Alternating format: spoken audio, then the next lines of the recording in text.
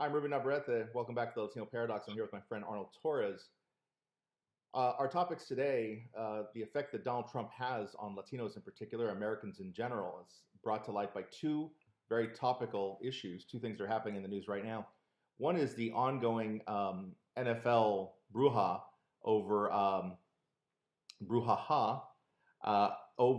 the national anthem, and how some players are in fact sitting or kneeling for the national anthem, and now others are linking arms during the national anthem, and how this all started because the president taunted the NFL players and owners in a speech in Huntsville, Alabama last week, a week ago actually.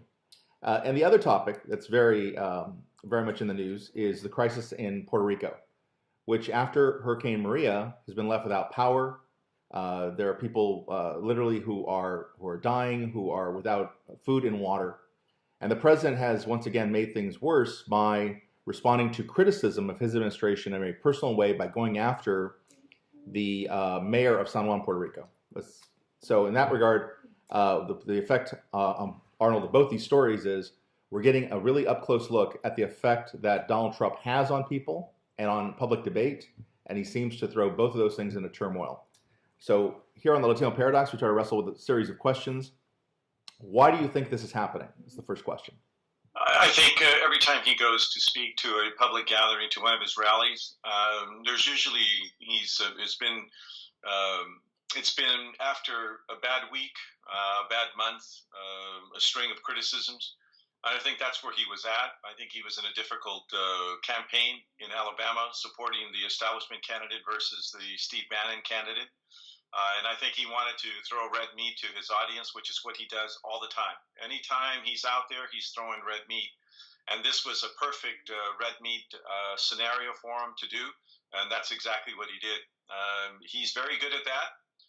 The reality is that a lot of people see that, but a lot of people defend it because it isn't really the substance. It's always the whistles that people respond to.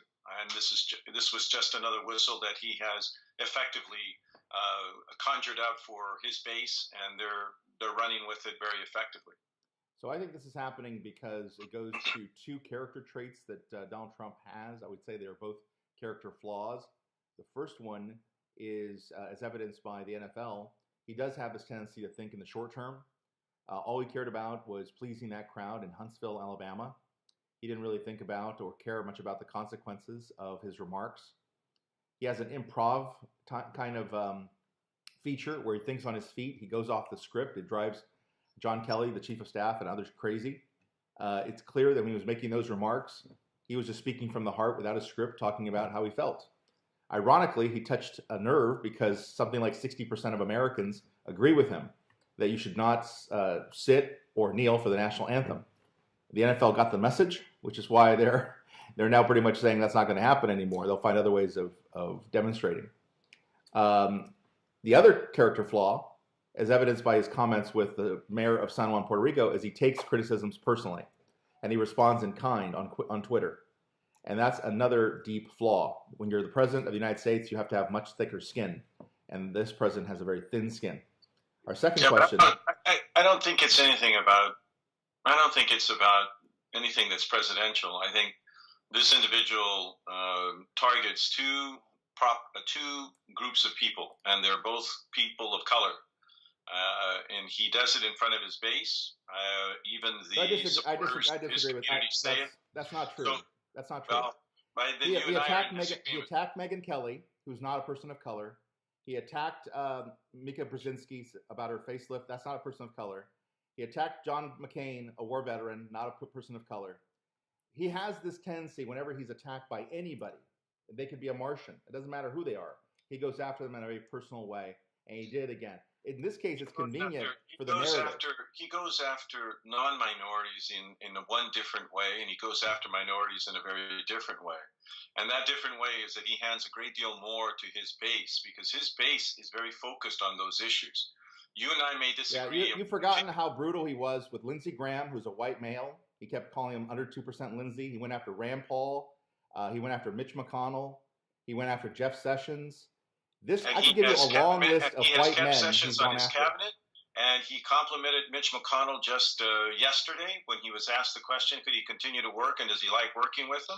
So this is the point, and I understand what you're saying, and I wouldn't disagree to some extent. We're going to have to do this, Arnold. The fact of the matter is that he continues. Let's finish this, but we're not going to get to the other two questions. So let's forget the other two questions and finish this conversation. Tell me about Donald Trump and what he's doing wrong.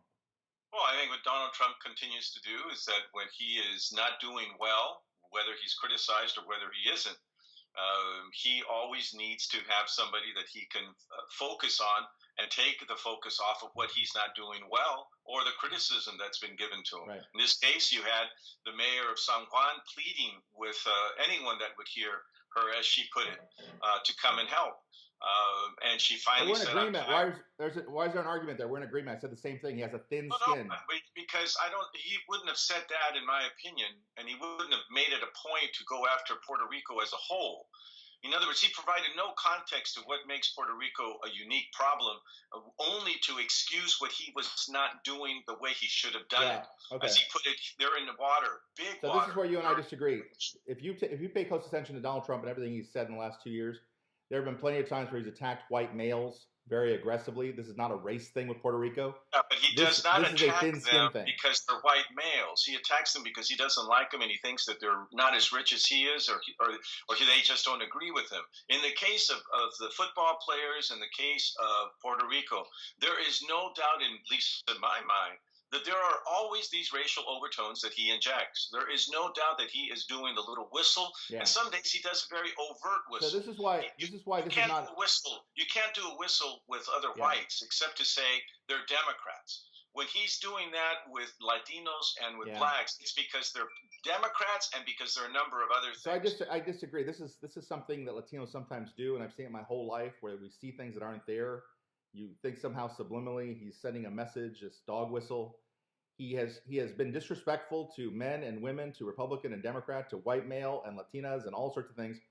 And there are plenty of cases, like I said, where he goes after white males, and you're seeing something that isn't there because you do not like Trump, and nor do I, but you somehow think that every single story has to fit the template that Trump is a racist, that he's particularly harsh on people of color, as you say. And in this particular case, it fits because the Latina mayor of Puerto Rico is Latina. But in the other 10 cases that happened last week where he went after other people, including a lot of white people, it all feeds this narrative, as I said, that he's got a very thin skin. He adjudicates these matters on Twitter, and he really shouldn't do that. But a more pressing problem is there was a story just this week on The Hill that said what you and I have been saying quite for a long time, which is that Democrats are foolhardy if they keep making this about Trump. Trump lives rent-free in the minds of liberals and of Democrats. They do not come forward with their own plans about what to do. They're ensuring his reelection because they don't have a plan, because they spend no time crafting an alternative plan. They simply make it all about Trump. You and I agree on that point. That's not what we're discussing. So that's what we're doing here. No, I don't disagree with what you just said. What I disagree with this segment is the Trump segment. What I disagree with is very simply this individual, when he makes comments about people of color, he knows what he's doing with his base. He knows because the base responds very well, and they in turn come back with racial comments. They come back with their behavior is a response, is the kind of response that you give to those kinds of whistles. Now, if their response really was just to come back and make personal attacks on the individuals, then you would be correct, in my opinion, because it's about the personality, as you've said, the individual, regardless of color. But that's not how his base responds back. That's not how his base comes back to the issue. Well, that comes back to skin color, though. If you read his tweets about the mayor of San Juan, there was nothing racial to it. He didn't go at race. He didn't talk about her ethnicity at all. He talked about the fact that you had a people that were depending on everybody except themselves, which is the image that a lot of white people have about minorities, that we're always dependent on somebody else in these types of situations. You don't think it's true in this case, that San Juan is waiting for the federal government to rescue them? They talked about sending in the army. All I've heard from Puerto Rico is send help, send help, send help. This is not to say other parts of the country wouldn't respond the same way, but I don't see how he's wrong that they're looking to the federal government for rescue. Because they're an island. They're completely separated. They don't have the roads like Texas and Arizona and Florida had. There's a lot of logistical and geographical reasons why the island of Puerto Rico is saying what it's saying, and it makes perfect sense under that's the also feeds into what circumstances of he's what saying. they're in. That But he feeds into what doesn't he's saying. qualify. He doesn't qualify any of these things, Ruben. What he does is that he just throws it out because he knows his base is going to say, "Yeah, that's true. That's how those people believe." What did he say about the football players? Oh, they're afraid. The owners are afraid of them. And yet, look what the owners did. The owners came in and said, this is how we're going to do it from now on. They were so afraid that they decided they're going to lock arms as opposed to do anything on kneeling. So, again, we have a very fundamental disagreement of how we see this guy. I wish that I didn't see it in this way. But this is repetitive. It is consistent. It is a behavior that simply, in my opinion, cannot be denied. So here it is, 10.5 minutes. The segment's over. We've done this. This has now been the Trump version of Latino Paradox. He's taken over this segment like he's taken over so much of our subconscious as Latinos. We've left ourselves once again in a disempowered and weakened state because everything has to do with Trump and how we react to him. I'm Ruben Navarrette, and it's been our pleasure to be with you. Until next time, this is the Latino Paradox.